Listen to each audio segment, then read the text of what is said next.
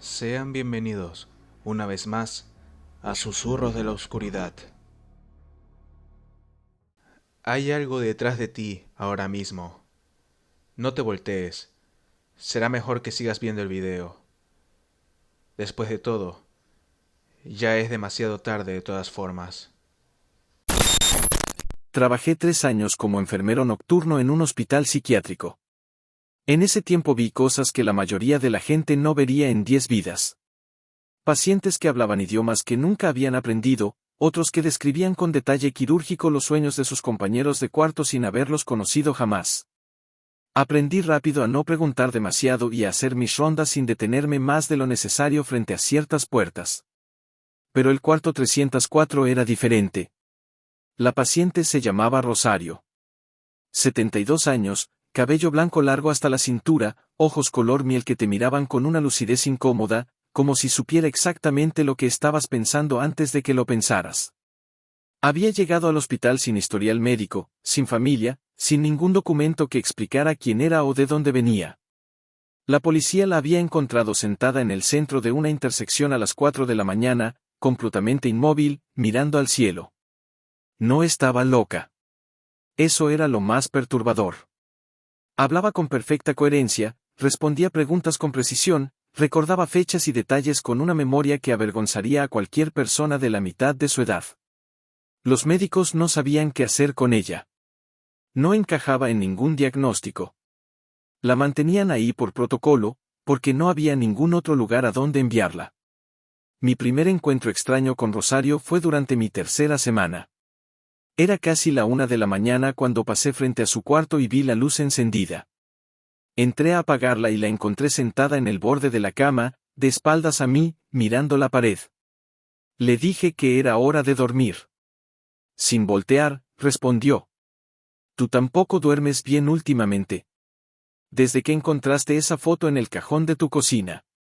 Me quedé helado. 3 días antes había encontrado una fotografía que no recordaba haber guardado ahí. Una foto de mi apartamento, tomada desde adentro, mientras yo dormía. Le pregunté cómo sabía eso. Se volteó despacio y me miró con esa expresión tranquila que siempre me ponía nervioso. Porque quien la tomó me lo contó. No volví a entrar solo al cuarto 304. Pero lo verdaderamente perturbador ocurrió 2 meses después. Rosario amaneció muerta un martes. Paro cardíaco, dijeron. Muerte natural. Cuando el equipo fue a limpiar su cuarto, encontraron algo que nunca se explicó oficialmente pero que corrió entre todo el personal del hospital como un incendio. En la pared, detrás de la cabecera de su cama, alguien había escrito cientos de nombres. Escritos con algo que no era pintura ni marcador. Escritos con una letra pequeña, perfecta, ordenada, que cubría toda la pared de arriba a abajo. Mi nombre estaba ahí. El tuyo también podría estarlo, porque Rosario siempre decía que ella no escribía los nombres de las personas que conocía. Escribía los nombres de las personas que iban a conocerla. Soy periodista de investigación y hace 2 años empecé a trabajar en un reportaje sobre personas desaparecidas en zonas rurales. Nada fuera de lo común al principio. Casos sin resolver, familias sin respuestas, pistas que se enfriaban rápido. El tipo de historia que uno hace 2 veces al año. Pero mientras más profundizaba, más notaba un patrón que nadie había documentado. En todos los casos, sin excepción, los desaparecidos habían reportado lo mismo durante los días previos a su desaparición, la sensación de ser observados constantemente. Sueños recurrentes con una figura sin rostro parada al final de un pasillo, y en varios casos, llamadas recibidas desde números que no existían, donde solo se escuchaba silencio y una respiración lenta al otro lado de la línea. Pensé que era coincidencia. Los compilé en un documento, los organicé por fecha y región, y los guardé en una carpeta en mi computadora. Esa noche tuve un sueño. Una figura sin rostro al final de un pasillo largo y oscuro. Inmóvil. Esperando. Me desperté convencido de que era su gestión, que había leído demasiados casos en un solo día. Me preparé un café y abrí mi computadora para seguir trabajando. Tenía una llamada perdida. De un número que, cuando lo busqué, no existía. Ningún operador, ningún registro, ninguna región asociada. Solo 11 dígitos que no correspondían a ningún formato real. La devolví por curiosidad, casi riéndome de mí mismo. Al segundo tono, alguien contestó. No hubo saludo. Solo silencio. Y luego, muy despacio, una respiración. Colgué.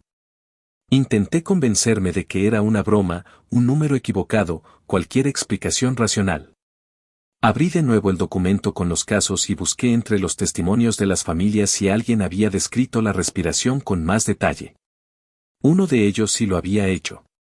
Una madre que recordaba lo que su hijo le contó la noche antes de desaparecer. Decía que la respiración al teléfono era muy lenta, muy profunda, y que tenía un sonido húmedo, como de alguien que llevaba mucho tiempo sin moverse. Mientras leía eso, mi teléfono vibró. Una llamada entrante. Del mismo número. Lo dejé sonar. Una vez. 2. 10. 20 veces, sin parar, durante 4 horas seguidas, hasta que amaneció y las llamadas se detuvieron de golpe exactamente a las 6 de la mañana. Borré el documento esa mañana y nunca volví al reportaje.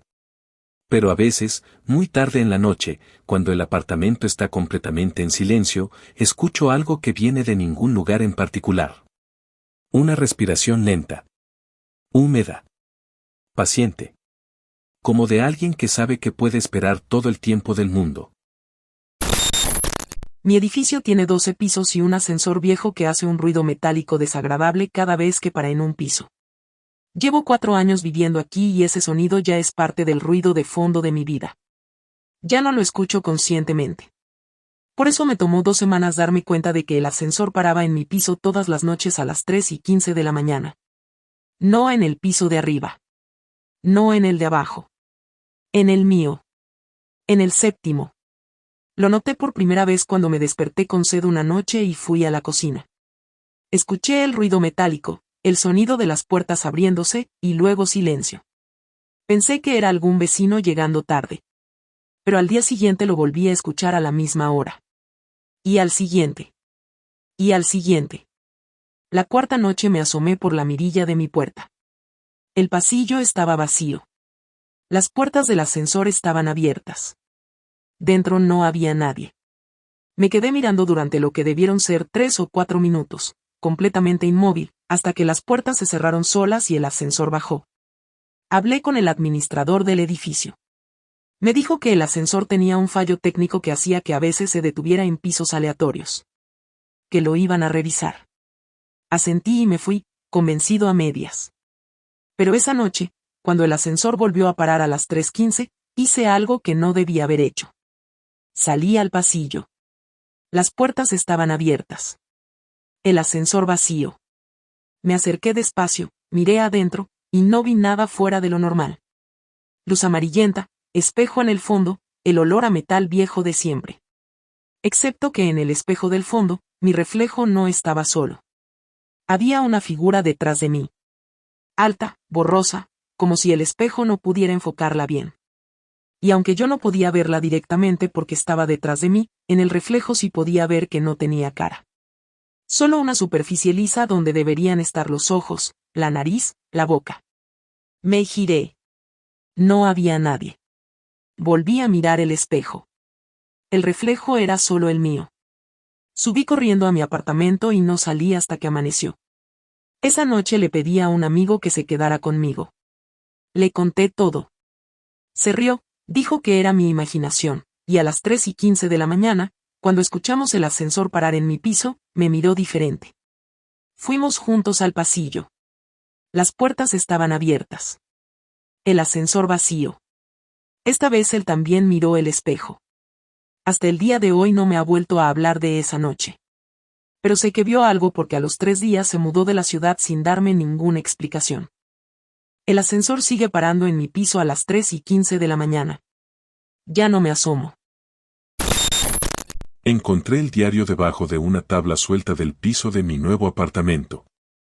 Cuaderno de pasta negra, hojas amarillentas, letra apretada y nerviosa que llenaba cada página hasta los bordes. El nombre en la primera hoja era de una mujer. Debajo, una fecha de hace 11 años. No debí haberlo leído. Lo sé. Pero lo leí. Las primeras entradas eran normales. Una mujer describiendo su vida cotidiana, su trabajo, sus amigos. Nada extraordinario. Pero alrededor de la tercera semana de entradas, el tono cambiaba.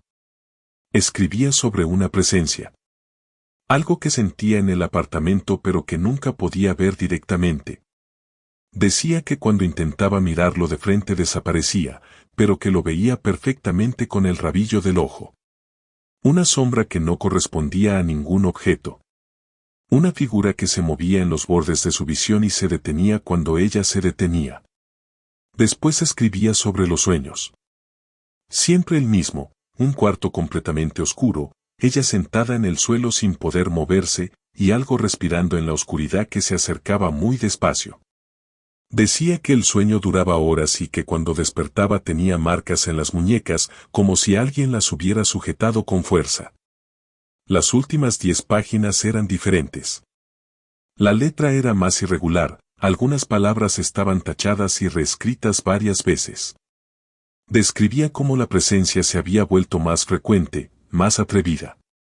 Ya no solo en los bordes de su visión, sino frente a ella, aunque borrosa, como una imagen fuera de foco.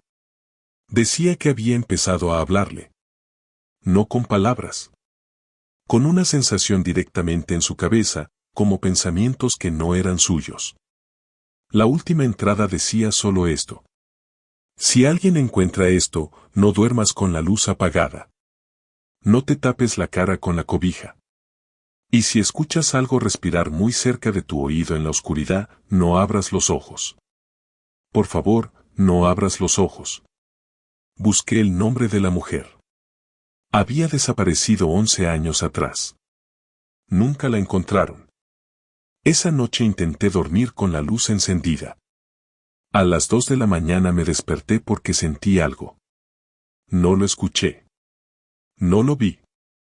Solo lo sentí, con esa certeza física e irracional con la que a veces uno sabe que no está solo en un cuarto oscuro. Algo estaba respirando muy cerca de mi oído. Recordé la última entrada del diario. Mantuve los ojos cerrados hasta que amaneció.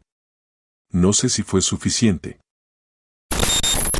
Esto me lo contó mi madre y jura que es verdad. Cuando era joven vivía en un edificio de 5 pisos en una ciudad costera. El edificio era viejo, de esos con paredes delgadas donde escuchabas todo lo que pasaba en los apartamentos de al lado. Su vecino del 2B era un señor mayor, solitario, que saludaba cortésmente en el pasillo pero nunca entablaba conversación larga. Se llamaba Don Aurelio. Mi madre lo veía casi todos los días. Un sábado en la mañana llegaron 2 hombres al edificio preguntando por él. Dijeron ser sobrinos, que llevaban meses sin saber nada de su tío y que habían viajado desde otra ciudad preocupados. Mi madre les dijo que Don Aurelio estaba bien, que lo había visto apenas 3 días antes. Los sobrinos se miraron extraños. Le pidieron que los acompañara al apartamento. Cuando el administrador abrió la puerta, el apartamento estaba completamente vacío. No muebles, no ropa, no ningún objeto personal. Solo paredes y el olor a cerrado de un lugar que lleva mucho tiempo sin ventilarse. El polvo en el suelo era grueso y uniforme, sin ninguna huella. Los sobrinos dijeron que Don Aurelio había muerto hacía casi 2 años. Que el apartamento llevaba todo ese tiempo vacío, que nadie había vivido ahí desde entonces, y que habían venido a terminarlo de vaciar para ponerlo en venta. Mi madre insistió en que eso era imposible. Que ella lo veía regularmente. Que hablaba con él. Que lo escuchaba moverse en el apartamento todas las noches. El administrador la miró en silencio y luego dijo algo que ella nunca olvidó. Señora, usted no es la primera persona en este edificio que dice eso. Mi madre se mudó esa misma semana. Pero lo que nunca nos contó hasta hace poco, cuando ya éramos adultos y lo sacó casi sin querer en una conversación, fue el detalle que siempre había callado. La última vez que vio a Don Aurelio en el pasillo, 3 días antes de que llegaran los sobrinos, él se había detenido antes de entrar a su apartamento y la había mirado con una expresión que ella no supo descifrar en ese momento. Y le había dicho, ya casi es tiempo de que me vaya. Cuídese mucho, señora. Y cierre bien su puerta por las noches. Hizo una pausa. Hay cosas en este edificio que también llevan mucho tiempo aquí. Y están esperando que yo me vaya para quedarse con alguien más. Deja un like si el video te ha gustado. Y no olvides suscribirte, que mucha gente que ve estos videos no está suscrita. Y recuerda, esta noche ya no estarás solo.